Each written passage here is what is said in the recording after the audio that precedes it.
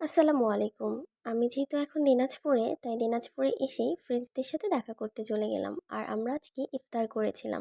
এটা ছিল দারুচিনি রেস্টুরেন্টে। আর এটা শুনলাম নতুন করেছে আর বেশ সুন্দরও ছিল এখানকার পরিবেশটা। স্কুল ফ্রেন্ডরাই আসলে রিয়েল ফ্রেন্ড হয়, তাই এই তো আমাদের বাড়ি বাড়ি দেখা হয়ে যায়, যেহেতু ৮টা বছর আসলে একসাথে কাটানো হয়েছে। আর প্রতিদিন একই সময় সবার সাথে দেখা হতো অনেকটা সময় ধরে।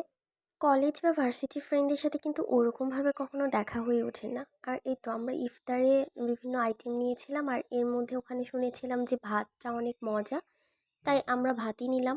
কয়েকজন আবার লুচি আর তো কলিজা ভুনা নিয়েছিল। আর আমার ছিল ওই তো খাসি ভুনা, আর এটা ছিল আমার প্লেটার ভাত।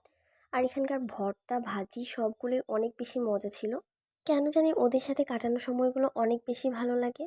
আর আমরা যখন একসাথে দেখা করি বা দেখা হয়, তখন সময়টাই আমরা ঠিক আগের দিনই চলে যাই। আগের সব কথা স্মৃতি সবগুলো আমরা গল্প করি।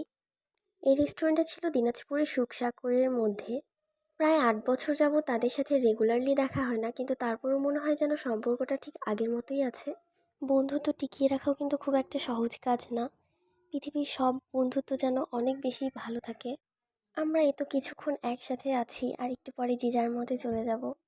সবাই ভালো থাকবেন। আসসালামু আলাইকুম।